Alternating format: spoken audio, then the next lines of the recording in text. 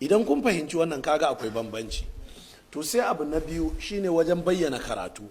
Wajen bayyana karatu mace tana ainihin yin karatunta ba kamar yadda namiji yake bayyanawa ba. To a nan gyare-gyare ne guda biyu zami. Gyaran farko shine mace in ta zo sallah tun daga tsaiwa, a fahimci wannan a ƙasar nan tamu sai akan ce ita mace sai ta haɗe ƙafafuwanta haka. Wannan kuskure ne jama'a. Hadisin annabi sallallahu alaihi wa alihi sallama bai bambance ta ba. Hadisan da aka samu suna bayyana cewa mace ta matse jikinta a wajen sujuda da a wajen zama ko makamantan haka, waɗannan hadisai ba su tabbata ba. Imam Abu Dauda ya ruwaito su a cikin kitabul marasi, shi kanshi ya tattara su ne da masaniyar ba su inganta ba, kuma ya nuna a duniya ba su inganta ba, don haka ya sanya su a cikin wannan littafi wanda ya tattara hadisai ne da ba su inganta ba. Sakamakon wannan sai ya ce mace ta tsaya a haka a sallah, wannan kuskure ne. Cewar wai mace in ta tsaya ta buɗe kafafuwanta wai wani abu zai zubo daga farjinta, kuskure ne, kuskure ne. Domin ko ta matse din, in dai abin ya yi yunkurin fitowa sai ya fito, domin ba farjinta ta matse ba, kafar ce nan ta matse, amma farjin ba lallai ban ya matse ba. Kuma in ya riga ya taho zai fito, matsewar ba zai hana shi ya fito ba. Saboda haka wannan dalilin ba gamsashe ba ne, dalili ne kawai na tunanin hankali ko kuma na son zuciya, ba dalili ne na shari'a ba.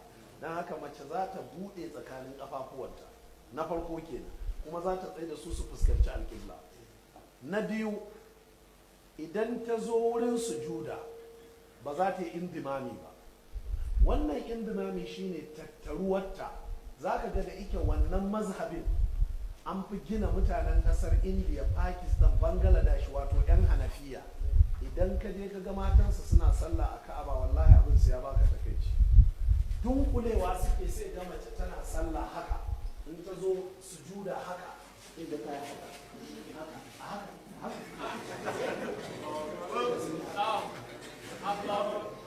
Saboda wai an ce su dunkule, don haka daga zaune take sujuda, daga zaune.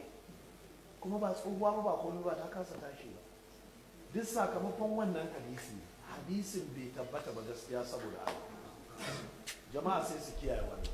To sai maganar karatu, mace za ta yi karatun sallah a bayyana a duk inda namiji yake bayyanawa, sai dai bayyanawar ba irin yadda namiji yake bayyanawa ba. Abinda koda shi ibnu abi zaidin al-qayrawani ya faɗi cewa ya wal mar'atu dunar rajuli, mace tana ainihin wato ƙasa da namiji ne fil jahari a wajen bayyana karatu, wato tana ƙasa da shi. Idan shi zai buɗe murya kamar yadda kowa zai iya jin shi, ita sai aka ce ta buɗe yadda za ta iya jiyar da kanta da wanda ya zo wucewa ta kusa da ita. Misali, namiji lokacin